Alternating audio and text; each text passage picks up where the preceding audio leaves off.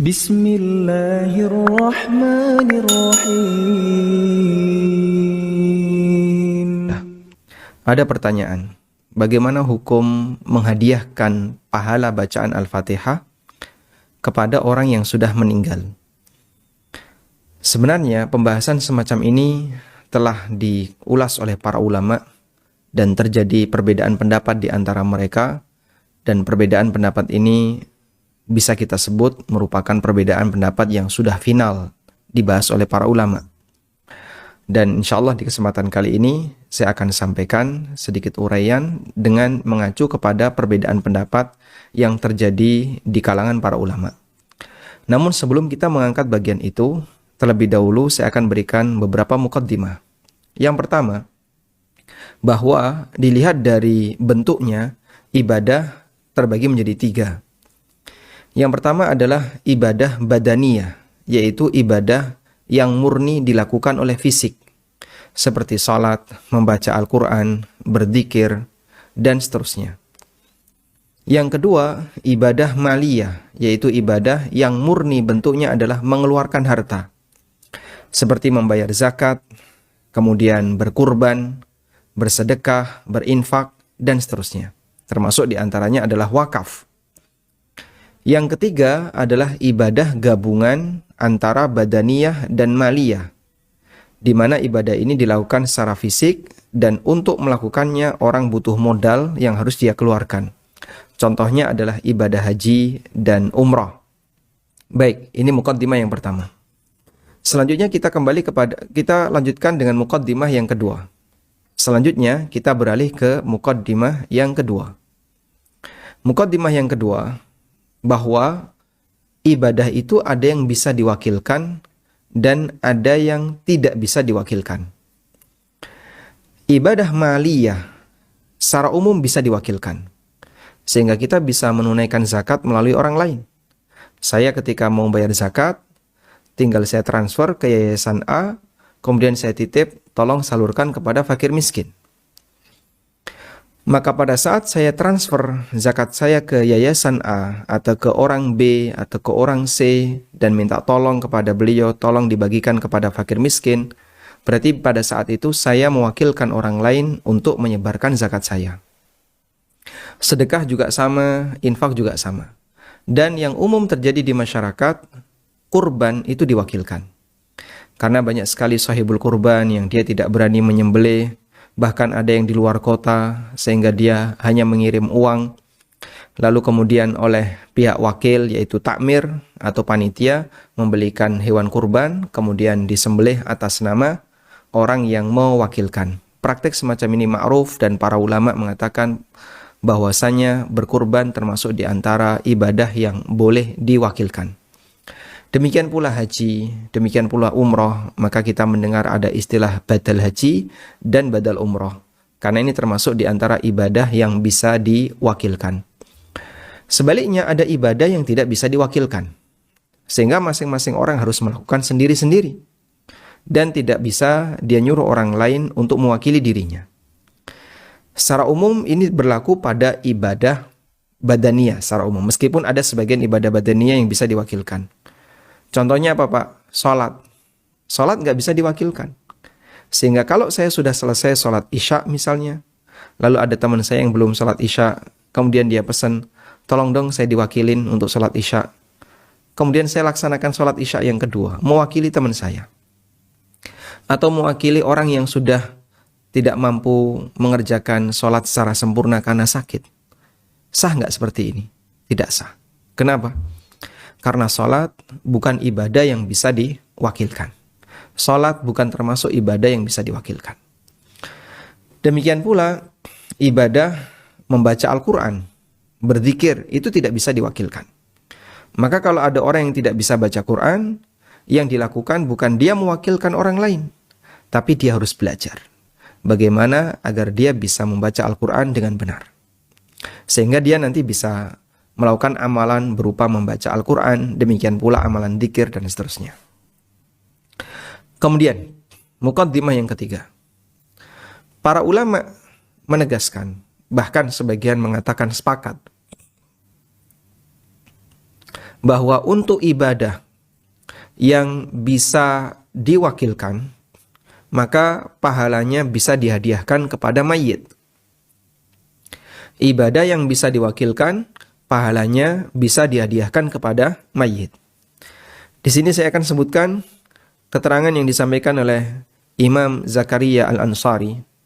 Beliau mengatakan, wa yanfa'uhu ay al-mayyit min warithin wa ghairihi sadaqatun wa du'aun bil ijma' wa ghairihi. Sedekah dan doa, baik yang dilakukan oleh ahli waris maupun yang bukan ahli waris, bisa bermanfaat kepada mayit bil ijma' dengan sepakat ulama. Ini sebagaimana kutipan yang disebutkan dalam kitab Fathul Wahhab. Kemudian keterangan yang lain disampaikan oleh Ibnu Qudamah rahimahullah. Beliau mengatakan dalam Asy-Syarhul Kabir, amma ad-du'a'u wal istighfaru was sadaqatu wa qada'ud daini wa ada'ul wajibati fala na'lamu fihi khilafan idza kanatil wajibatu mimma yadkhuluhu an-niyabah. Doa, istighfar, sedekah, melunasi utang, menunaikan kewajiban yang belum terlaksana bisa sampai kepada mayit, ya. Yang kami tahu tidak ada perbedaan pendapat di kalangan para ulama apabila kewajiban itu, ya, mimma yadkhuluhu niyabah, yang bisa diwakilkan, kewajiban yang bisa diwakilkan. Baik, ulama sepakat bahwa ibadah yang bisa diwakilkan, hadiah pahalanya bisa dihadiahkan kepada mayit. Tayyib. Muqaddimah yang keempat. Bedakan antara mendoakan dengan menghadiahkan pahala ibadah. Ini dua hal yang berbeda. Mendoakan bentuknya adalah kita memohon kepada Allah agar fulan, si A, si B, si C yang sudah meninggal dunia diampuni oleh Allah, atau mendapatkan rahmat dari Allah, atau diluaskan kuburannya oleh Allah Ta'ala, dan aneka doa-doa kebaikan yang lainnya, aneka doa-doa kebaikan yang lainnya, atau agar fulan dimasukkan ke dalam surga. Seperti ini sepakat kaum muslimin bisa sampai kepada mayit. Dan bahkan itu Allah ajarkan dalam Al-Quran, sebagaimana yang Allah firmankan dalam Al-Quran, walladzina ja'u min ba'dihim yaqulun, dan mukmin yang datang generasi setelahnya, mereka berdoa, Rabbana ighfir lana wa li ikhwanina alladzina sabaquna bil iman. Ya Allah, ampunilah kami dan ampunilah ikhwanina, saudara-saudara kami, alladzina sabaquna bil iman, yang mereka telah mendahului kami dalam beriman. Sehingga dalam doa yang diajarkan oleh Allah ini menunjukkan bahwa kita disyariatkan, diperintahkan, dituntunkan untuk mendoakan kebaikan bagi kaum muslimin yang telah meninggal dunia yang mendahului kita. Dan itu termasuk di antara amalan yang diajarkan dalam Al-Quran.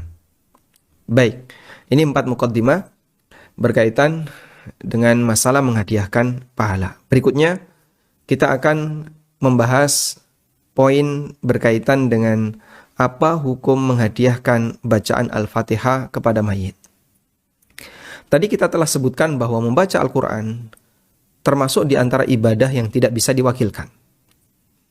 Maka kalau si A tidak bisa baca Quran, dia tidak bisa mewakilkan saya, tolong dong bacakan Al-Quran untuk saya. Tidak bisa.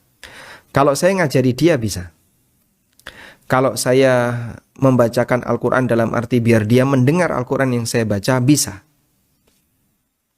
Dan itu sebagaimana yang menjadi kebiasaan para ulama di masa silam, termasuk Rasulullah SAW. Beliau melakukan tadarus dengan Jibril alaihissalam, sehingga Jibril mengajarkan Al-Quran dan Nabi SAW menirukan. Demikian pula yang terjadi antara Nabi SAW dengan sahabat. Beliau pernah meminta Ibnu Mas'ud untuk membacakan Al-Quran, lalu beliau mendengarnya. Beliau juga pernah membacakan surat Lam yakunil ladzina kafaru, surat Al-Bayyinah, kepada Ubay bin Ka'ab. Yang itu dalil bahwa bentuknya adalah memperdengarkan Al-Quran kepada yang lain. Dan hal yang ma'ruf terjadi di tempat kita ketika ada acara, sebelum dimulai, ada salah satu di antara qari, ya, orang yang membaca Quran, mereka membacakan Al-Quran dan didengarkan oleh para jamaah dan masyarakat yang ada di acara tersebut. Baik. Dan yang kita maksud di sini adalah saya membaca Quran atau Anda membaca Quran lalu menghadiahkan pahalanya kepada mayit. Dan tadi kita sebutkan bahwa membaca Al-Quran termasuk di antara amal yang tidak bisa diwakilkan. Kalau kasusnya semacam ini, apakah memungkinkan? Ulama berbeda pendapat. Saya membaca Quran atau Anda membaca Quran, si A membaca Quran lalu pahalanya dihadiahkan kepada orang yang sudah meninggal dunia. Kita akan sebutkan secara ringkas keterangan yang disampaikan oleh para ulama. Yang pertama, dalam mazhab Hanafi. Ulama Hanafiyah menegaskan bahwa mengirim pahala bacaan Al-Quran kepada mayit hukumnya diperbolehkan dan pahalanya sampai. Hukumnya boleh dan pahalanya sampai. Ibnu Abil Iz dalam salah satu keterangannya, beliau menyebutkan di syarah Aqidah Tahawiyah, Inna thawaba haqqul amil, fa idza wahabahu li akhihi al-muslim lam yamna' min dhalika. Kama lam yamna' min hibati malihi lahu fi hayatihi wa ibra'ihi lahu minhu ba'da wafatihi. Sesungguhnya yang namanya pahala amal itu adalah hak amil, hak orang yang beramal. Lalu kemudian ketika dia hibahkan kepada saudaranya sama muslim, tidak dilarang. Sebagaimana ketika dia menghibahkan harta milik dia kepada orang lain ketika dia masih hidup. Atau dia membebaskan tanggungan temannya muslim yang telah meninggal dunia. Sehingga di sini kita bisa lihat bahwa Imam Ibnu Abil Is Al-Hanafi, beliau mengkiaskan, menghadiahkan pahala amal itu sebagaimana orang menghadiahkan harta. Sebagaimana orang menghadiahkan uang, sebagaimana orang menghadiahkan makanan dan seterusnya. Ini keterangan dalam mazhab Hanafiyah. Saya anggap keterangan Ibnu Abil Is sudah mewakili pendapat mazhab Hanafiyah. Berikutnya kita beralih ke pendapat mazhab Malikiyah. Imam Malik menegaskan bahwa menghadiahkan pahala amal kepada mayit hukumnya dilarang dan pahalanya tidak sampai. Karena itu tidak bermanfaat bagi mayit. Sementara sebagian ulama Malikiyah membolehkan dan pahalanya bermanfaat bagi mayit. Sehingga ada dua pendapat dalam Malikiyah. Dalam Minahul Jalil, Al-Qarrafi membagi ibadah menjadi 3. Yang pertama, ibadah yang pahala dan manfaatnya dibatasi oleh Allah, hanya berlaku untuk pemiliknya, dan Allah tidak menjadikannya bisa dipindahkan atau dihadiahkan kepada yang lain. Contohnya adalah iman. Iman, tauhid, Islam itu tidak bisa dihadiahkan kepada yang lain. Nafsi-nafsi, masing-masing pribadi harus mengupayakan itu. Yang kedua, ibadah yang disepakati ulama pahalanya bisa dipindahkan dan dihadiahkan kepada orang lain. Contohnya ibadah maliyah, bayar zakat, sedekah, kurban, dan seterusnya yang tadi sudah kita bahas. Yang ketiga, ibadah yang diperselisihkan oleh ulama apakah pahalanya bisa dihadiahkan kepada mayit atau tidak, seperti bacaan Al-Quran. Kemudian kata Al-Qarrafi, Imam Malik dan Imam Asy-Syafi'i melarangnya. Kata Al-Qarrafi, Imam Malik dan Imam Asy-Syafi'i melarangnya. Selanjutnya Al-Qarrafi menyebutkan dirinya bahwasanya beliau lebih menguatkan pendapat yang membolehkan. Beliau mengatakan, "Fayambaghi lil insani alla yatruka fala'allal haqqa huwal wusulu fa innahu mughayyab." Selayaknya orang tidak meninggalkan praktek ini. Jadi kata beliau, silahkan dihadiahkan untuk mayit. Semoga pendapat yang benar adalah bisa sampai. Karena ini perkara gaib. Ini kata beliau. Jadi, kalaupun tidak sampai, yang membaca insya Allah tetap dapat pahala. Kalaupun sampai, walhamdulillah, mayit bisa mendapatkan manfaat darinya. Baik. Ada juga sebagian ulama Maliki yang berpendapat bahwa menghadiahkan pahala bacaan Al-Quran tidak sampai kepada mayit. Hanya saja ketika yang hidup membaca Al-Quran di dekat mayit atau di kuburan, maka mayit mendapatkan pahala mendengar bacaan Al-Quran. Namun pendapat ini ditolak oleh Al-Qarrafi karena mayit tidak bisa lagi beramal. Sehingga mana mungkin dia bisa dapat tambahan pahala dengan mendengarkan Al-Quran. Dan Nabi SAW mengatakan, idza matal insan inqata'a amaluh. Apabila manusia itu mati, maka terputus amalnya. Sehingga jangan dipahami kalau orang membaca Al-Quran di kuburan, mayit mendapatkan pahala karena menyimak bacaan Al-Quran, itu tidak mungkin. Sebab orang yang sudah mati amalnya terputus, sehingga dia tidak bisa lagi beramal. Baik, kita beralih ke pendapat Syafi'iyah. Pendapat yang masyhur dari Imam Asy-Syafi'i rahimahullah, bahwasanya beliau melarang menghadiahkan bacaan Al-Quran kepada mayit dan itu tidak sampai. Saya kutipkan keterangan An-Nawawi sebagaimana yang beliau sebutkan dalam syarah Sahih Muslim. Wa amma qira'atul Qur'an fal masyhuru min madhhab Asy-Syafi'i annahu la yasilu thawabuha ilal mayyit. Untuk membaca Al-Quran, pendapat yang masyhur dari Imam Syafi'i bahwa pahalanya tidak sampai kepada mayit. Wa qala ba'du ashabihi, meskipun sebagian ulama Syafi'iyah mengatakan yasilu thawabuha ilal mayyit, pahalanya bisa sampai kepada mayit. Kemudian di antara teks yang lain yang menunjukkan bahwasanya Imam Syafi'i menolak pendapat yang mengatakan bahwa menghadiahkan pahala kepada mayit itu bisa sampai adalah keterangan yang disampaikan oleh Al-Hafidz Ibnu Katsir dalam tafsirnya. Ketika beliau membahas firman Allah Subhanahu wa taala di surat An-Najm ayat yang ke-39. Allah berfirman, "Wa allaisa lil insani illa ma sa'a." Manusia tidak mendapatkan sesuatu kecuali apa yang dia kerjakan.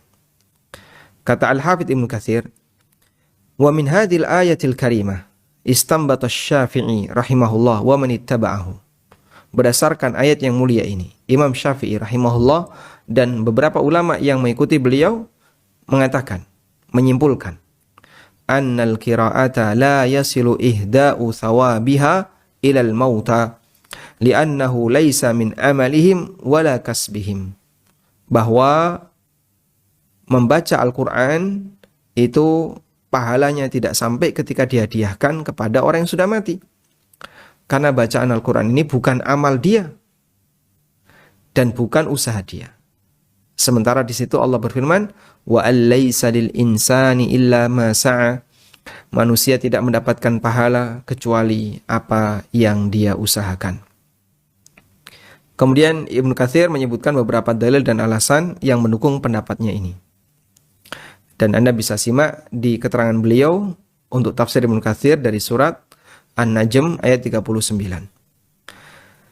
Selanjutnya kita beralih ke pendapat madhab yang terakhir, yaitu madhab Hambali.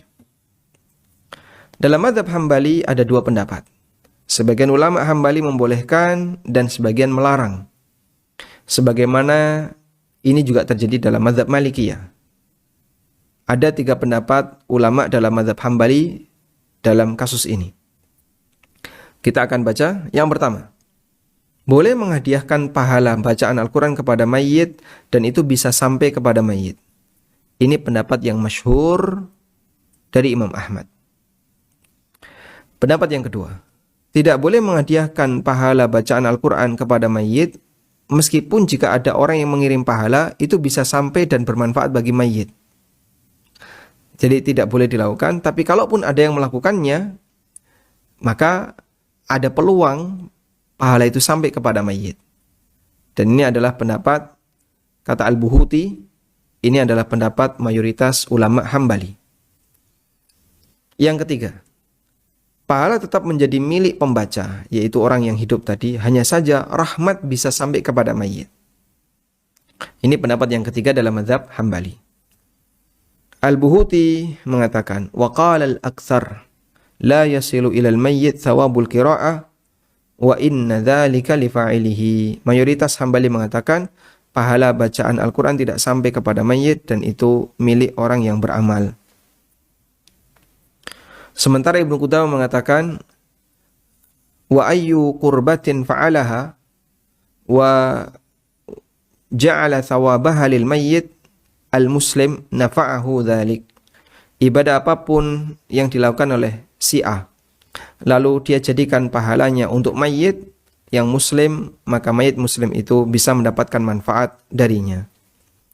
Ibnu Qudamah juga mengatakan wa qala ba'duhum idza quri'al Qur'anu 'indal mayyit aw uhdiya ilaihi thawabuhu kana thawabu liqari'ihi wa yakunul mayyit ka'annahu hadiruha faturja lahu rahmah.